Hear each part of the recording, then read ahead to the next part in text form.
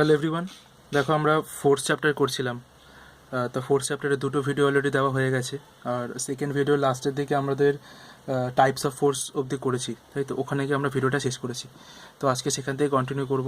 তো যে দেখতে পাচ্ছ যথারীতি এই ভিডিওটা প্রায় 1.5 সপ্তাহ বাদে আসছে। এবার জানো যে কেন, তার কারণ 1.5 সপ্তাহের মধ্যে অনেক কিছু ঘটে গেছে প্রায়, তাই তো। তো এখন যাই হোক, সব কিছু প্রায় স্বাভাবিকই আছে। তো ঠিক আছে, তো চলো তাহলে আমরা আমাদের পড়াশোনাটা শুরু করি। তো দেখো, টাইপস অফ ফোর্স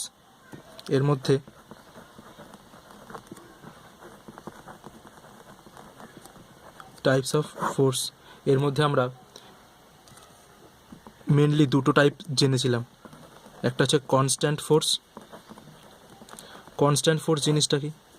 দেখো, ফোর্স হচ্ছে একটা ভেক্টর কোয়ান্টিটি, রাইট? ফোর্স হচ্ছে একটা ভেক্টর কোয়ান্টিটি।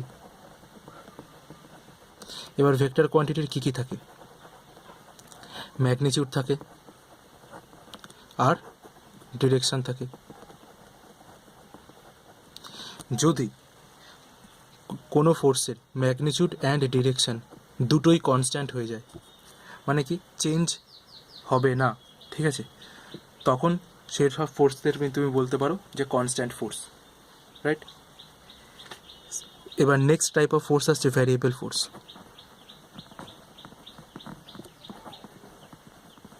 ভ্যারিয়েবল ফোর্স অথবা dependent force.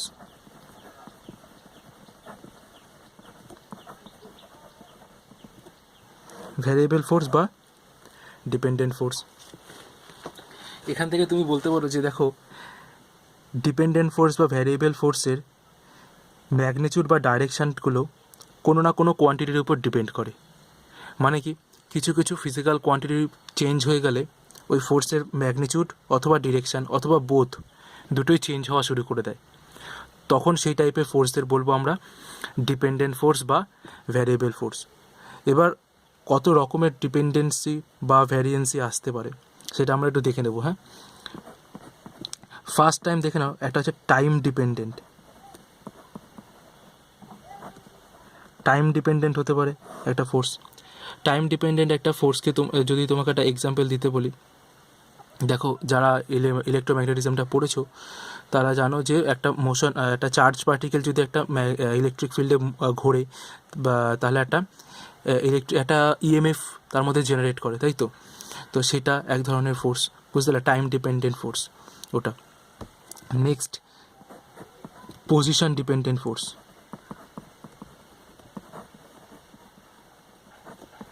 Position dependent force কী হতে পারে? Gravitational force. গ্র্যাভিটেশনাল ফোর্স একটা পজিশন ডিপেন্ডেন্ট ফোর্স, ঠিক আছে। একটা অবজেক্টের রেসপেক্টে আর একটা অবজেক্ট কতটা ডিস্টেন্সে আছে, এই ডিস্টেন্সটার ওপর ভ্যারি করবে যে গ্র্যাভিটেশনাল ফোর্সটা কতটা হবে। মানে কি, যদি ডিস্টেন্স বাড়ে তাহলে গ্র্যাভিটেশনাল ফোর্সটা কমবে, আর ডিস্টেন্স কমলে গ্র্যাভিটেশনাল ফোর্সটা বাড়বে। মানে তুমি একটা বস্তুকে, বা তুমি একটা বস্তুর সামনে অপর একটা বস্তু যদি আনো, তাহলে প্রথম বস্তুটা দ্বিতীয় বস্তুকে অনেক বেশি বলে আকর্ষণ করবে যদি বস্তুটা কাছে থাকে, দ্বিতীয় বস্তুটা যদি কাছে থাকে। কিন্তু যদি দ্বিতীয় বস্তুটা অনেক দূরে থাকে, তাহলে প্রথম বস্তুটা ততটা বলে আকর্ষণ করতে পারবে না। তাহলে বুঝতে পারছো, এখানে প্রথম বস্তুর সাপেক্ষে দ্বিতীয় বস্তুর অবস্থানটা কোথায় আছে তার উপর ডিপেন্ড করছে যে ফোর্সটা কতটা মানের হবে, ম্যাগনিটিউডটা মানে কী হবে, রাইট? সিমিলারলি আর একটা ফোর্স আছে, সেটা হচ্ছে কুলম্ব ফোর্স হচ্ছে স্ট্যাটিক, মানে ইলেকট্রোস্ট্যাটিক্সে তুমি পাবে, ঠিক আছে। এটা স্ট্যাটিক ফোর্স, এটাও কিন্তু ডিপেন্ড করে তোমার কিসের ওপরে? পজিশনের ওপরে। ওকে, নেক্সট কী হতে পারে? আর একটা হচ্ছে তোমার velocity dependent force.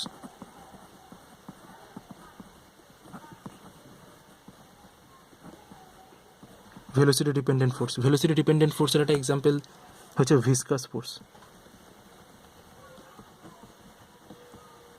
Viscous force বা সান্দ্রতা, তাই তো। মানে কি, এটা কিন্তু আছে 6 পাই ইটা আর ভি। এটা কি, এটা পরে আমরা যখন তোমার হচ্ছে সান্দ্রতা চ্যাপ্টারটা করব, ভিসকোসিটি যখন করব তখন জানবো, ঠিক আছে, সারফেস টেনশন অ্যান্ড ভিসকোসিটি। কিন্তু এটা এখন অ্যাভয়েড করে যাও। কিন্তু এই জিনিসটাতে দেখো যে ভিসকাস ফোর্সটা কেন ভেলোসিটি ডিপেন্ডেন্ট ফোর্স হচ্ছে তার কারণ আমি একটা পিকচার ইমাজিন করবে, ঠিক আছে। ধরো অলিম্পিকে যে যতগুলো ইভেন্ট হয় তার মধ্যে একটা ইভেন্ট হয় না যে অনেক দূর থেকে একটা পুকুরের মধ্যে মানে কি বলবো যে ড্রাইভ করতে হয়, তাই তো। মানে একটা অনেক উঁচু একটা জায়গার থেকে টাওয়ার থেকে লাফ মেরে তোমার পুকুরের মধ্যে চলে যায়, তাই তো। দেখবে তাহলে এটা এটা এই যদি এই ইভেন্টটা দেখে থাকো তাহলে এই ইভেন্টে দেখবে যখন ওই সুইমার যে আর কি ঢুকছে আর কি সবের তরফ এই পুকুরের লেয়ারের মধ্যে, মানে পুকুরের যে উপরের অ্যাবাভ লেয়ারটা আছে, জলস্তরটা আছে, সেই জলস্তরের মধ্যে যে এন্টার করছে, সে এন্টার করার সময় ওর স্পিডটা খুব ফাস্ট থাকে, ও খুব ফাস্ট এন্টার করে যায়। কিন্তু একটা সার্টেন ডিস্টেন্স চলার পরে ওর স্পিডটা কমে যায়, কমে গিয়ে, তাই তো এই যে কমে যাচ্ছে কেন কমে যাচ্ছে? কারণ জল ওকে বাধা দিচ্ছে, তাই তো। আর ওই জলের বাধাটাকে ও পেরিয়ে যাচ্ছে ওর ওই বলতে পারো গতিশক্তিটা, তাই তো। কিন্তু এই গতিশক্তিটা আস্তে আস্তে ক্ষয় হতে থাকে আর জলের বাধাটা দিতে দিতে ওর ভেলোসিটিটাকে জিরো করে দেয়, তাই তো। তাহলে দেখো ভেলোসিটি ডিপেন্ডেন্ট ফোর্স, দেখো যখন ভেলোসিটি জিরো করে দিচ্ছে তখন জলটা যে বাধাটা দেবে সুইমারটাকে, আর সুইমারটা যখন জলতলে প্রবেশ করেছিল তখন জলতল যে বাধাটা দিচ্ছিল, দুটো কি সেম হবে? মানে আমি তোমাকে এটা বলছি যে ধরো সুইমারটা যখন জলে ঢুকছে তখন যে পরিমাণ বাধা পাচ্ছিল, ঠিক আছে, আর যখন সুইমারটা একেবারে স্থির হয়ে গেছে, সরি, যখন কোনো রকম কোনো স্পিড নেই সুইমারের, তখন ভিসকাস ফোর্সটাকে সেম হবে না, তাই না? যে ভেলোসিটি যত মানে কি বলবো যে যত ভেলোসিটি বেশি ছিল ভিসকাস ফোর্সটা বেশি ছিল, কারণ এখানে একটা ভি বলে একটা কোয়ান্টিটি আছে। আর যত ভেলোসিটি কমে যাচ্ছে তত ভিসকাস ফোর্সটাও কমে যাচ্ছে, রাইট? মানে এটাকে যদি না বিশ্বাস হয় এখন অবধি, মানে তুমি যদি এখনও কনভিন্স না হও, তাহলে এটা দেখো যে আমি তোমাকে একটা সিচুয়েশান দিচ্ছি। ধরো সুইমারের স্পিড জিরো হয়ে গেছে, কিন্তু সুইমারকে জলস্তর মানে জলতলটা এখনও ঠিক সেম বাধা দিচ্ছে যেরকম বাধাটা সুইমার যখন ঢুকেছিল জলে তখন দিচ্ছিল। তাহলে কী হবে বলো তো? সুইমার দেখবে হট করে জলের তলার মধ্যে ড্রাইভ দিয়ে ঢুকলো, হট করে দেখলে জল ওকে ছুঁড়ে বাইরে ফেলে দিল, মানে ও জল থেকে লাফ মেরে বেরিয়ে আসলো, মানে একটা ট্র্যাম্পোলিন টাইপের ক্রিয়েট হলো। তা জলে ওরকম কখনো হয় না, তাই তো। বুঝতে পারলে? তাহলে এরকম একটা সিচুয়েশান। তাহলে দেখো ভ্যারিয়েবল বা ডিপেন্ডেন্ট ফোর্সের আমরা 3টে কাইন্ড দেখলাম। ওকে, নেক্সট তুমি বলতে পারো central force.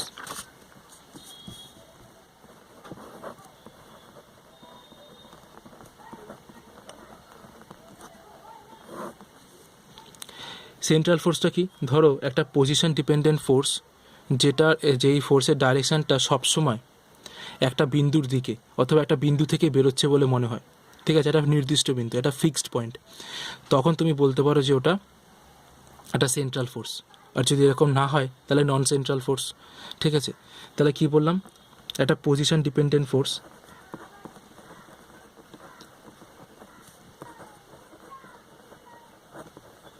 a position dependent force is always directed towards or away from a fixed point.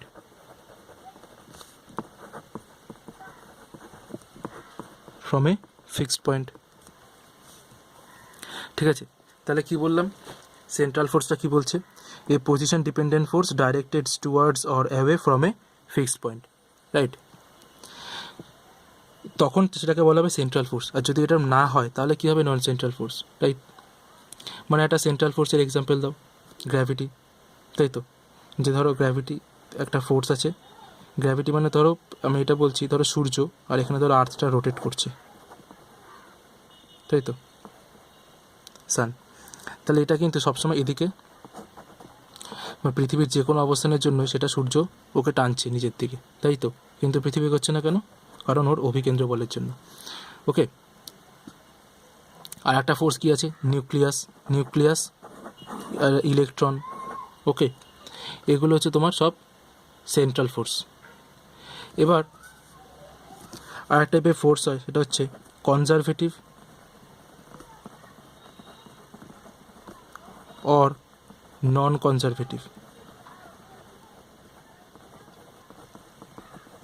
force. Conservative or non conservative force, এটা হচ্ছে কনজারভেটিভ মানে সংরক্ষী অথবা অসংরক্ষী বল। ধরো একটা টোটাল একটা কাজ করতে যে পরিমাণ ফোর্স লাগে বা একটা ফোর্স দিয়ে তুমি যে পরিমাণ কাজ করো সেটা একটা লুপে হলে টোটাল কাজটা জিরো হয়ে যায়, ঠিক আছে? তাহলে তুমি বলতে পারো ওটা কনজারভেটিভ। বা আমি তোমাকে একটা এক্সাম্পল, আর একটা ভালো এক্সাম্পল দিই, যে ধরো তুমি একটা অবজেক্টকে এখান থেকে এখানে নিয়ে আসলে, ঠিক আছে, আর এই অবজেক্টের যে প্লেনের ওপর আছে সেটাতে কোনো ফ্রিকশান নেই, তাহলে এখান থেকে এখানে নিয়ে আসলে যে পরিমাণ ফোর্স দিলে সেই পরিমাণ ফোর্স তুমি যদি এদিকে দাও তাহলে ও আবার এখান থেকে এত দূরই আসবে।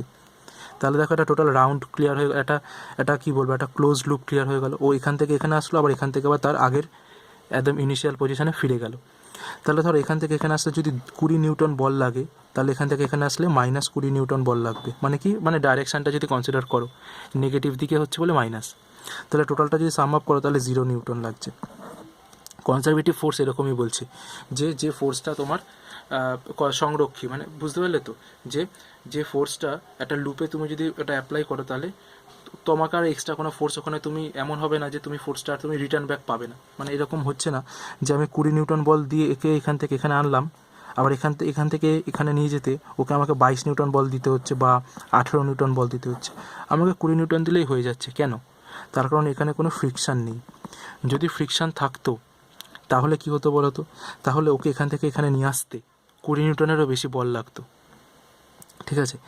তো কনজারভেটিভ কোন টাইপের ফোর্সগুলো কনজারভেটিভ? গ্র্যাভিটেশনাল ফোর্স কনজারভেটিভ, নিউক্লিয়াসের মধ্যে যে আকর্ষণ বিকর্ষণ বলগুলো আছে সেটা কনজারভেটিভ ফোর্স, ঠিক আছে? আর নন কনজারভেটিভ ফোর্স কি? ভিসকাস ফোর্স, নন কনজারভেটিভ, ঠিক আছে? ফ্রিকশন ফোর্স নন কনজারভেটিভ। কেন? কারণ ফ্রিকশন ফোর্সে কী হচ্ছে, তুমি দেখো ফ্রিকশন ফোর্সে আমরা কিন্তু যে ফোর্সটা অ্যাপ্লাই করছি ফ্রিকশন ফোর্সের এগেনস্টে কাজ করার জন্য, সেই ফোর্সটা কিন্তু আমরা আর রিটার্ন ব্যাক পাই না, তাই না? তাই জন্য ফ্রিকশন ফোর্স একটা নন কনজারভেটিভ ফোর্স, ঠিক আছে? এবার তাহলে কনজারভেটিভ আর নন কনজারভেটিভ একটা বেসিক ডিফারেন্স কি? একটা হচ্ছে পাথ ইন্ডিপেন্ডেন্ট, একটা হচ্ছে পাথ ডিপেন্ডেন্ট, ঠিক আছে? মানে তুমি কোন পথে নিয়ে যাচ্ছ একটা বস্তুকে সেটার উপর ডিপেন্ড করবে। মানে আমি তোমাকে আর একটা ভালো এক্সাম্পল দিই, ধরো দুটো হাইট আছে, ঠিক আছে? তুমি একটা বস্তুকে এখান থেকে এখানে তুললে যে পরিমাণ কার্য করবে, এই বস্তুটাকে তুমি যদি একটা ইনক্লাইন পথে নিয়ে যাও তাহলে তুমি সেই পরিমাণ কার্যই করবে, কিন্তু তোমার কষ্টটা কম হবে। কষ্ট কম হচ্ছে আলাদা জিনিস, কিন্তু কার্য কিন্তু সেম হবে। মানে তুমি এটাকে ধরে এখান থেকে সোজা উপরে তোলো, যতটা কার্য করবে কৃতকার্য যা হবে, এখান থেকে এখানে তুলো কৃতকার্য তাই হবে। তার কারণ কি, কৃতকার্য লম্ব দূরত্বের উপর ডিপেন্ড করে, ঠিক আছে? তাহলে কৃতকার্যটা সেম হচ্ছে। তাহলে কৃতকার্য মানে ওয়ার্ক ডান একটা কী ফোর্স, মানে ওয়ার্ক ডানটা যে করছো এখানে যে ফোর্সটা অ্যাপ্লাই করছো সেটা একটা কনজারভেটিভ ফোর্স, ঠিক আছে? মানে তুমি যে পথে নিয়ে যাও না কেন টোটাল ওয়ার্ক ডানটা সেম হচ্ছে। তার মানে কি হচ্ছে, যে পাথ ইন্ডিপেন্ডেন্ট, তুমি যে কোনো পথে মানে কোন পথে নিয়ে যাচ্ছ তার উপর ডিপেন্ড করে না ফোর্সটা ভ্যারি করবে কিনা, তাই তো? ফোর্সটা সেমই থাকবে, মানে ওয়ার্ক ডানটা সেমই হবে। এখান থেকে এখানে নিয়ে যেতে এই পথে নিয়ে গেলে যা কার্য করবে এখান থেকে এখানে নিয়ে গেলে সেম কার্যই করবে। এবার ধরো এখান থেকে এখানে নিয়ে যেতে যে পাটাতনটা তুমি ব্যবহার করেছো সেটা ধরো ফ্রিকশান আছে এখানে, তখন কিন্তু এখানে কার্যটা বেশি হয়ে যাবে, ঠিক আছে? তখন কিন্তু সেটা নন কনজারভেটিভে চলে আসবে, পাথ ডিপেন্ডেন্ট হয়ে যাবে, ঠিক আছে? তো এটা হচ্ছে তোমার আর এক ধরনের ফোর্সের এক্সাম্পল। নেক্সট আমরা আর কি ধরনের ফোর্স দেখতে পাই? নেক্সট কতগুলো কমন ফোর্স তুমি দেখতে পাবে। কমন ফোর্স অফ মেকানিক্স কী কী আছে?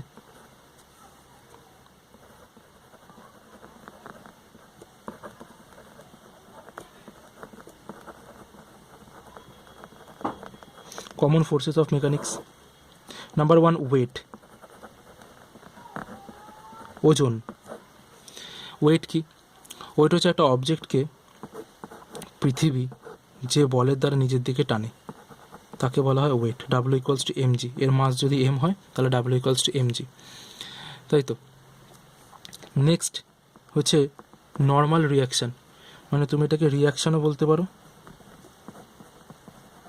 অথবা নর্মাল রিয়াকশানও বলতে পারো।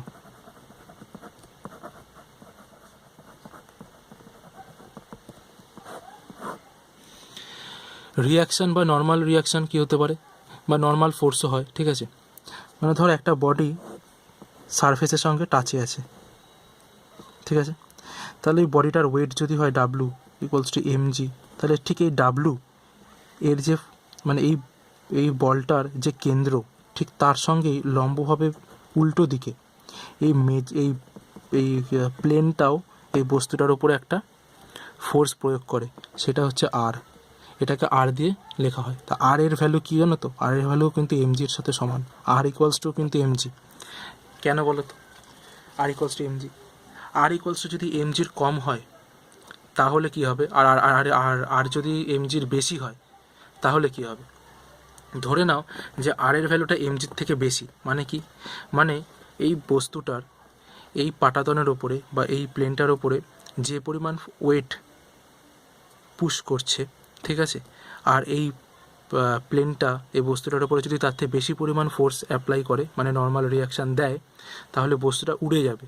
মানে তুমি একটা বস্তুকে মেঝেতে রাখলে, দেখলে বস্তুটা উড়ে গেল, মানে হাওয়ায় উড়ে গেল।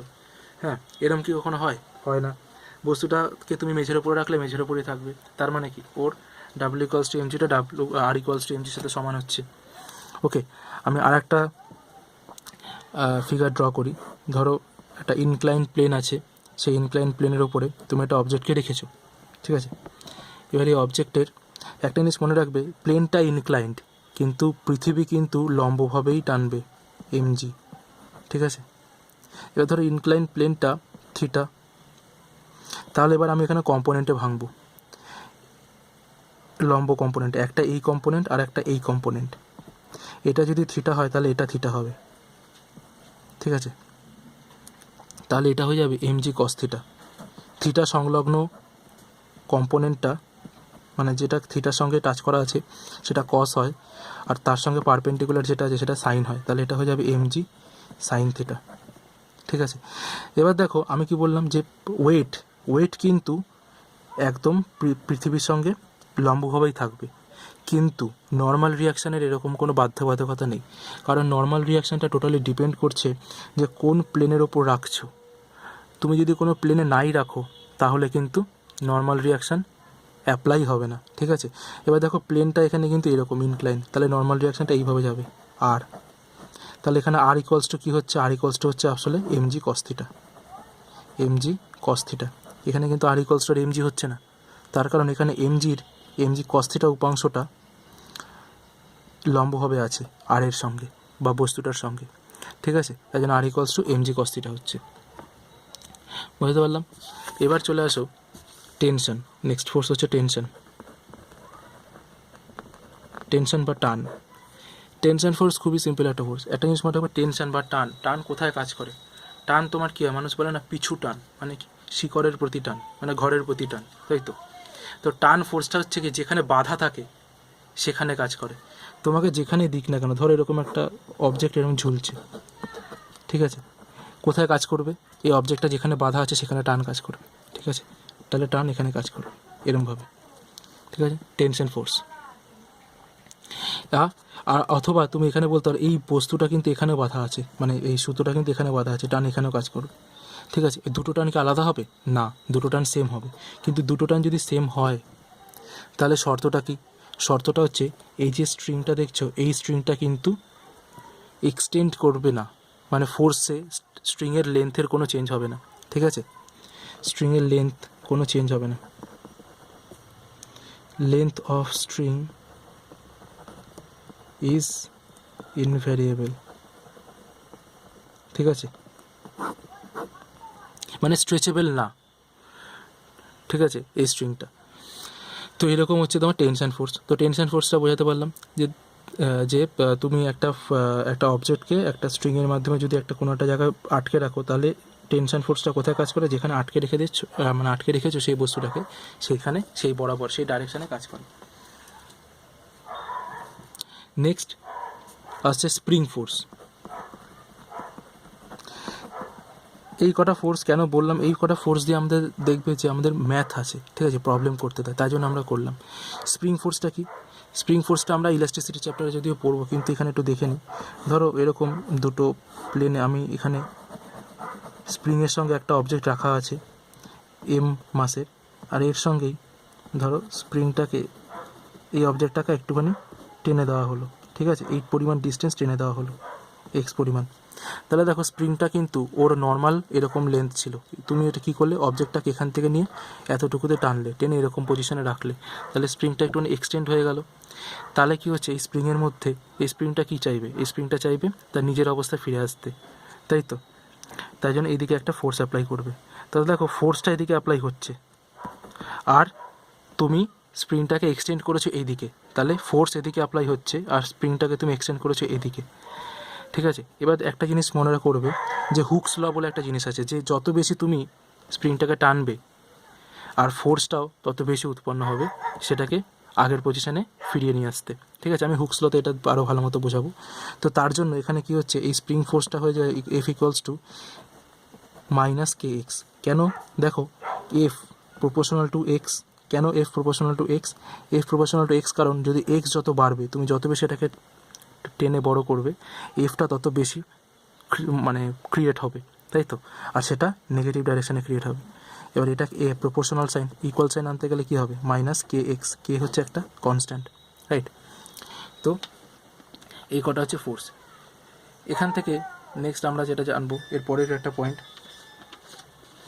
সেটা হচ্ছে equilibrium of force, equilibrium of concurrent forces.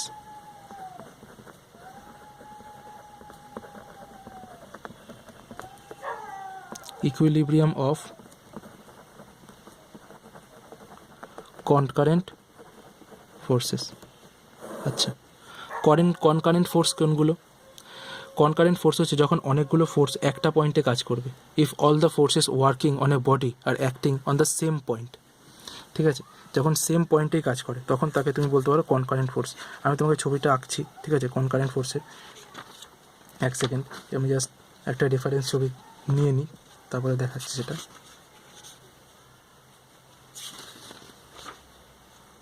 ধরো এটা হচ্ছে একটা অবজেক্ট, ঠিক আছে। কনকারেন্ট ফোর্স হচ্ছে কি, এই একটা বিন্দুতে F1 ফোর্সও কাজ করছে, F2 ফোর্সও কাজ করছে, আর F3 ফোর্সটাও কাজ করছে, ঠিক আছে। তাহলে তুমি বলতে পারো যেহেতু এই একটা পয়েন্টের ওপরেই তিনটে ফোর্স কাজ করছে, তাহলে F1, F2 and F3 are concurrent forces, right. তো কী বললাম, if all the forces working on a body are acting on the same point, then this forces are concurrent force. এখানে একটা জিনিস মনে রাখবে, যে বডিটা ওপর কনকারেন্ট ফোর্সগুলো অ্যাপ্লাই হচ্ছে সেই বডিটা ইকুইলিব্রিয়ামে থাকবে, একদম চোখ বন্ধ করে, ঠিক আছে। তার কারণ সেই বডিটার কোনো স্টেটের কোনো চেঞ্জ হবে না। No change in state of rest or motion, state of rest or uniform motion, or uniform motion along a straight line, ঠিক আছে। এবার এখান থেকে আমাকে একটা কন্ডিশন ডিরাইভ করতে হবে যে কোন কন্ডিশনে কনকারেন্ট ফোর্সগুলো ইকুইলিব্রিয়াম কন্ডিশন ক্রিয়েট করছে। এটা জিনিস মনে রাখবে, the necessary condition for the equilibrium of A body, ঠিক আছে, under the action of concurrent forces is the vector some of all the forces will B zero, must be zero, ঠিক আছে। যতগুলো ফোর্স আছে সব কটার ভেক্টর সাম করবে zero হবে। আমি তাহলে এটাকে কীভাবে লিখতে পারি, ম্যাথামেটিক্যাল কন্ডিশন আমি এখানে লিখে দিচ্ছি একটু। ম্যাথামেটিক্যাল কন্ডিশনটা যদি লিখি, কী হচ্ছে যে F net force equals to zero হবে। এবার এটাকে আমি যদি তিনটে কম্পোনেন্টে ভাঙি, তাহলে summation over F x equals to zero হবে, sorry capital F x, summation over capital F y equals to zero হবে, summation over capital F z equals to zero হবে। ওকে, তো এখান থেকে আমি আর একটা জিনিস বলতে পারি যে three concurrent forces will be equilibrium if they represented completely by the three sides of the triangle taken in order. মানে কি, একই ক্রমে নেওয়া তিনটে বাহু দিয়ে, ত্রিভুজের তিনটে বাহু দিয়ে যদি ফোর্সগুলোকে রিপ্রেজেন্ট করা, ধরো এটা হচ্ছে এফ এক্স, এটা হচ্ছে এফ ওয়াই, এটা হচ্ছে এফ জেড, ঠিক আছে। তাহলে এটা দেখো এটা ক্লোজড হয়ে যাচ্ছে, আর এটা দেখো সেম অর্ডার ফলো করছে, এটা এখানে যেখানে শেষ হচ্ছে এরপর এটা সেখানেই শুরু হচ্ছে, এটা যেখানে শেষ হচ্ছে এরপর এটা সেখানেই শুরু হচ্ছে। তাহলে তুমি বলতে পারো যে এটা কী হবে, ইকুইলিব্রিয়াম হবে। শুধু ট্রায়াঙ্গেল কেন, যে কোনো চতুর্ভুজের ক্ষেত্রেই হবে, ঠিক আছে। এটা ভেক্টরে বলে দিয়েছিলাম, তাই না? তো এটা হচ্ছে তোমার ইকুইলিব্রিয়াম অফ কনকারেন্ট ফোর্স। এবার এটারই রিলেটেড একটা থিওরেম আছে, সেটা হচ্ছে ল্যামিস থিওরেম। ল্যামিস থিওরেম কী বলছে? ফর কনকারেন্ট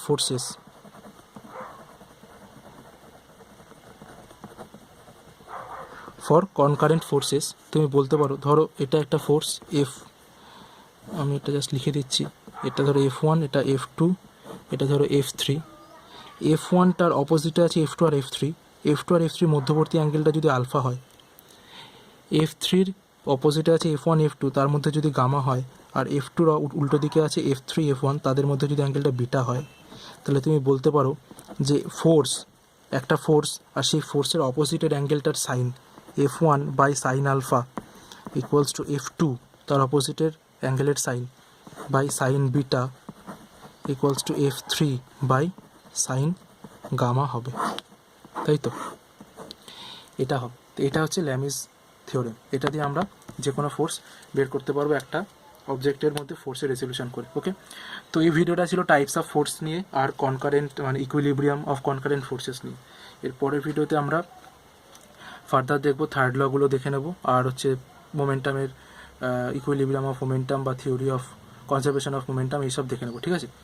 তো চলো, টাটা।